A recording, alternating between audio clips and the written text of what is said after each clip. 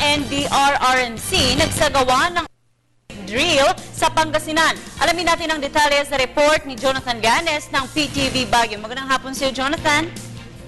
Yes, Princess, pinamunahan nga ni Department of National Defense Undersecretary Eduardo Bata at ni Philbox Executive Director Renato Solidum ang pagsasagawa ng simultaneous earthquake drill sa Barangay San Vicente, Manuel, Pangasinan bilang bahagi ng pambansang hakbangin ng National Disaster Risk Reduction and Management Council na may parating ang kahandaan ng mga mamamayan sa panahon ng kalamidad.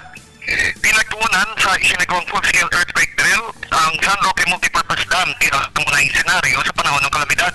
Sa nasabing drill, sinukat ang epesyenteng paggamit sa warning dissemination at response ng lalawigan, partikular na ng Provincial Disaster Risk Reduction and Management Council at ng local government units sa palibot ng San Roque Dam.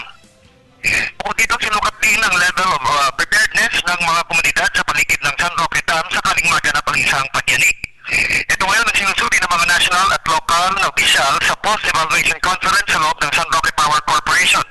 Ang nasabing hakbangin ay bahagi ng patuloy na hangarin ng pamahalaan na mapalawig pa ang disaster preparedness at awareness ng mga mamamayan sa pamamagitan ng Participative Disaster Risk Reduction Management Advocacy na isinusulong pamahalaan.